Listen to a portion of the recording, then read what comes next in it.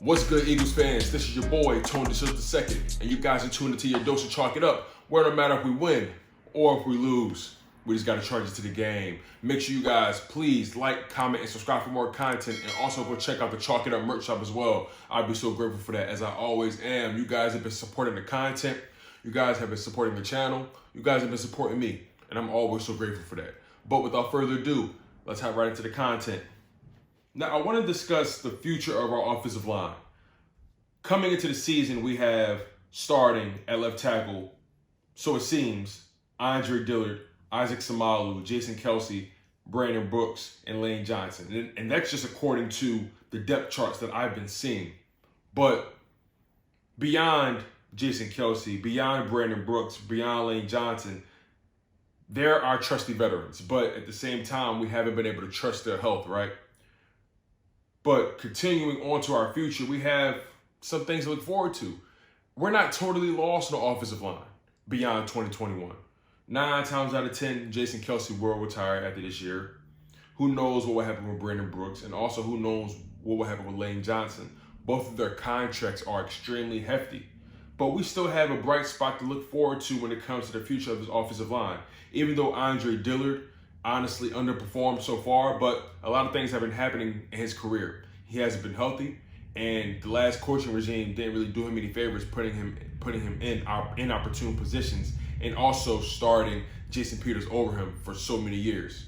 But what I believe is going to happen with the future of our offensive line, I believe Jordan Mailata is going to end up becoming the starting left tackle, not just for this season, but for the coming years. And then also Andre Dillard is going to transition to left guard. I believe he still can be utilized. Let's not forget, in his draft class, he was considered the top pass protector, the top pass blocker. He rated pretty high in that regard. So let's give him his flowers when it comes to that. But Andre Dillard definitely needs to step up, but I believe he'll be better suited at the left guard position. And then losing Jason Kelsey, we're going to replace him with Landon Dickerson, the guy we got in this year's draft in the second round from Alabama. Granted, his health has always been a concern in his past, but if he can remain healthy, he's a top-tier talent. Who says he can't be successful? Who says he can't be a Pro Bowler? That's the thing about him. Landon Dickerson has such upside. If he remains healthy from beginning to end, and, you know, football has its hiccups. We can't really predict everything. We can't really hope for just a clean bill of health for his entire career. Things may happen. You never know. Cheap shots happen. Excuse me, I can't even talk. But if Landon Dickerson can remain healthy, he's a clear gunner for that starting center position. And then moving on to the right guard position, we have Nate Herbig, who, in my opinion, has proven that he's capable of playing in this league. He came in opportune times. He did a good job last year. Jeff Stoutland coached him up very well. And then moving on from Lane Johnson from right tackle, if we decide to either trade him at any point or if he retires, who knows? Because his health is always up in the air, especially with his ankles. We have a guy like Jack Driscoll waiting. I believe Jack Driscoll is very capable, just like Nate Herbig. We got those guys in the 2020 NFL draft, and those guys, in my humble opinion, have done nothing but improve, show that they're capable, and come in at inopportune times to save the day. Especially in week 1, there have been so many times where Brandon Brooks has not been available. We know his talent, but he just hasn't been available. Lane Johnson, the same thing. If we have anybody on the O-line who's been an Iron Man, it's been Jason Kelsey. Now, I know I'm forgetting Isaac Samalu, but at the same time, there's nothing really dynamic or special about Isaac Samalu, in my opinion.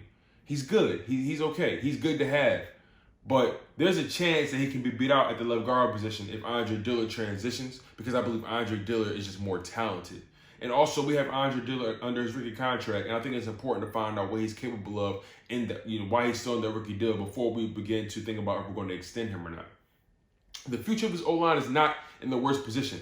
We have upside, we have talent, we have guys that are very coachable, and in my humble opinion, we have the best offensive line coach in the NFL, and you can bet it.